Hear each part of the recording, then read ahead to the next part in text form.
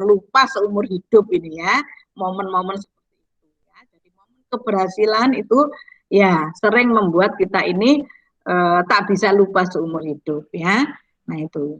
Terus kalau bisa kaya dari muda, jangan ditunda-tunda. Nah, siapa tahu saudara bisa sambil kuliah, jalan, ya, wirausaha, jalan. Nah, terus saudara sudah bisa hidup mandiri, ya, otomatis dari muda, saudara, saya sudah bisa menyebutnya sebagai kaya lah begitu, ya, karena sudah bisa menghidupi dirinya sendiri itu minimal. Bahkan sudah bisa kirim uang, ya, yang rumahnya dari perantauan mungkin Kalimantan, Sulawesi, Irian ya, mungkin juga Jawa-Jawa tapi yang di desa-desa sana lah bisa kirim uang ke orang tuanya. Wah, alangkah bangganya saudara sebagai manusia yang berhasil pada saat saudara masih berjuang sudah bisa memperjuangkan kehidupan orang lain. Nah, itu ya.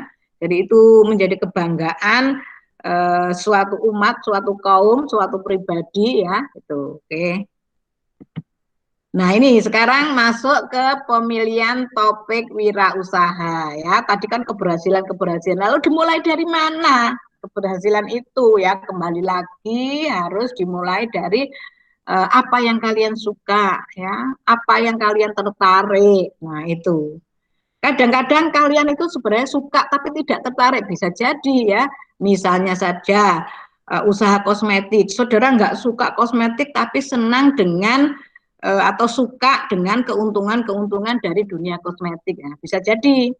Atau misalnya ketertarikan, nah sekalian yang muda-muda yang cantik-cantik itu ya kan, berwirausaha di bidang kosmetik, selain suka juga tertarik. Nah akhirnya apa? Pasti diaplikasikan ke diri sendiri dulu kan untuk menarik konsumen. Nah akhirnya, kulit sampean kok halus, nah pakailah ini, nah sudah langsung jadi sebuah usaha. Nah itu suatu ketertarikan ya. Itu pun juga pernah saya pikirkan ya di awal-awal mengapa sih saya kok banyak penelitian di bidang kosmetik, di bidang obat ya, karena itu yang memang dibutuhkan manusia untuk saat ini ya. Waktu itu saya ngamati aja sederhana ya, sederhana. Waktu saya masih naik sepeda motor ya, saya sering tuh lihat-lihat. Atau pertama kali saya naik bemo ya, naik bemo, naik angkot ya. Wah itu ternyata saya melihat ada mbak-mbak ya, ada ibu-ibu. Nah, ternyata lebih mementingkan riasan dulu. Mengapa?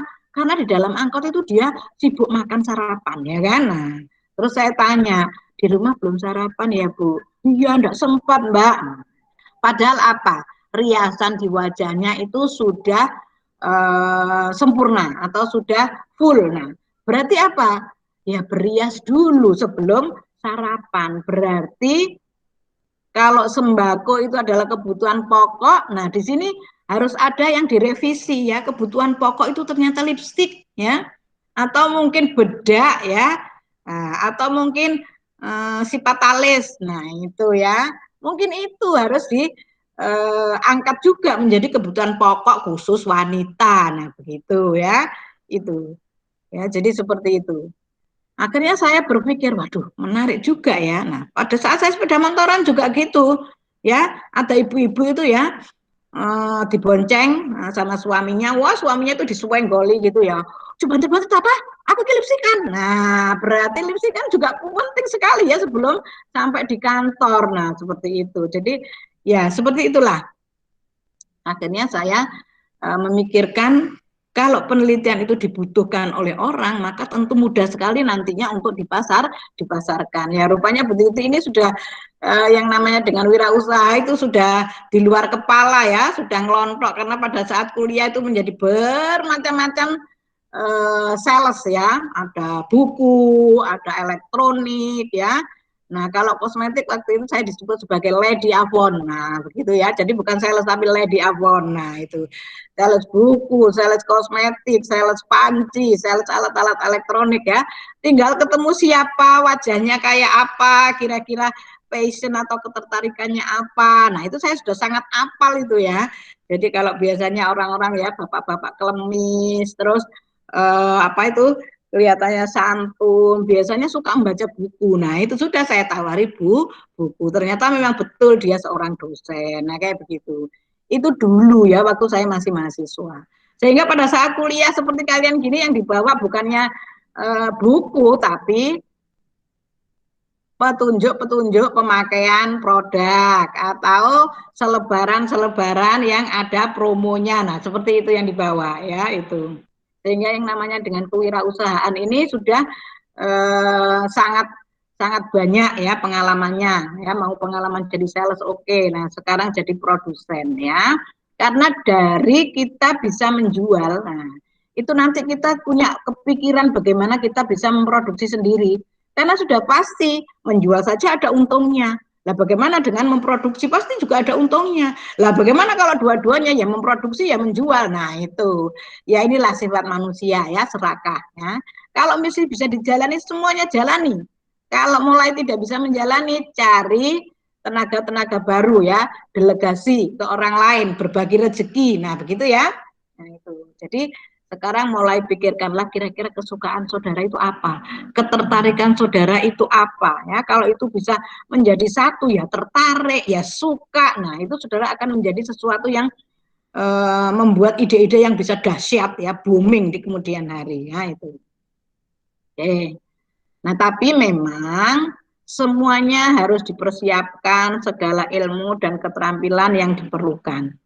Ya, saya kira pelajaran kimia ini banyak sekali nanti ide-ide yang bisa saudara ambil ya untuk dikembangkan menjadi produk, dikomersilkan dengan cara-cara komersil yang terkini ya, kekinian masuk dunia online dan sebagainya ya itu. Oke. Terus juga saudara bisa melihat, mengamati ya kenapa seseorang itu bisa jadi sukses ya. Misalnya saudara membaca kehidupan Bill Gates, nah misalnya begitu, bagaimana dia punya ide-ide cemerlang seperti itu ya, bagaimana kehidupan seorang Pak Nadiem Makarim. Nah itu coba dari sisi-sisi mana sih saudara bisa masuk ke sana itu. Nah kalau Bu Titi ceritanya begini, barangkali juga bisa menginspirasi saudara, ya kan? Nah, Bu Titi kan sudah cerita, ya, kalau di dalam angkot maupun di atas sepeda motor, ternyata kosmetik itu sesuatu. Nah, makanya lalu Bu Titi mencoba bagaimana ilmu-ilmu kimia itu bisa membuat kosmetik yang bermanfaat. Terus kasus-kasus di luar sana apa yang terjadi? Oh banyak kerusakan-kerusakan kulit akibat penggunaan kosmetik yang salah. Nah itu masuk peluang. Nah berarti saya harus membuat kosmetik yang bisa sebagai solusi, sebagai obat ya untuk kerusakan-kerusakan yang terjadi itu. Nah kalau sekarang saudara mungkin simpel-simpel saja. Ya saudara lihat mahasiswa, teman saudara kanan kiri butuh apa itu coba. Ya, kalau sekarang kan memang kita semua online ya, sehingga kebutuhan itu barangkali sedikit terbatas. Tapi sekarang teknologi kan tidak membatasi itu, ya kan? Saudara tahu, mahasiswa pasti butuh sarapan, mahasiswa pasti butuh kertas, butuh ini, butuh itu, pulpen, jilbab, baju. Nah, itu pikirkanlah. Nah, terus mulai saudara kira-kira saya bisa apa ya? Waduh, saya kalau harus membuat baju gitu ya kesulitan. Nah, saudara jadi open ordernya baju saja. Nah, berarti menjadi penjual saja. Loh, kenapa kok jadi penjual? Nah, penjual itu ujung tombak loh. Saudara nanti akan tahu perusahaan-perusahaan itu akan tidak ada gunanya atau tidak ada artinya sama sekali kalau tidak ada pemasar-pemasar yang handal ya. Produk-produk bermutu ya, kalau tidak dipasarkan ya akan menjadi rusak dan tidak berguna ya. Jadi coba memulai. Waduh, saya bisa ulaan dari online sana. Nanti dijual lagi ke online sana. Nah, seperti itu. Ya, sekarang ini hanya share-share gambar. Ya, uang sudah berdatangan. Share-share foto produk, share harga, ya, mutu dan sebagainya dijelaskan di situ. Nah, nanti tinggal berikutnya ada order. Nah, sekarang itu malah seperti itu. Ya. Jangan kaget ya, saudara bisa menjadi pemasar-pemasar katakanlah bahan-bahan bangunan. Nah, saudara tinggal share dari toko kulak besar. Nah, nanti langsung di share ke calon-calon pengguna. Calon pengguna itu bisa semua orang ya, bisa tetangga-tetangga saudara, kawan-kawan dari bapak ibu saudara, kawan-kawan saudara sendiri, ya kan? Nah, seperti itu. Jadi banyak sekali peluang-peluang berusaha meskipun memang di sana sini kondisi pandemi seperti ini banyak orang kehilangan pekerjaan. Nah, saudara harus menjadi penemu pekerjaan-pekerjaan itu ya. Jalani via online. Nah, itu. Ya. Nah, juga saya contohkan. Misalnya ada tukang bubur naik haji. Pernah kan dengar itu? Nah, ternyata itu adalah sebuah inspirasi. Di dunia nyata betul-betul ada ya. Silahkan dibaca di internet. Ada seorang ibu-ibu pensiunan, kalau tidak salah perawat atau apa begitu ya. Itu ada ceritanya.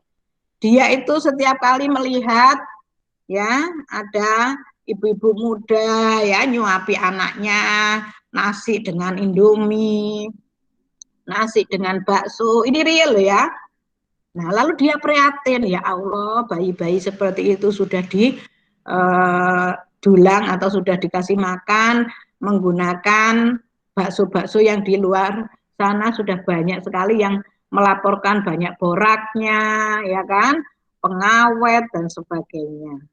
Nah, ibu ini prihatin, lalu buatlah dia bubur yang banyak, satu panci, ya kan?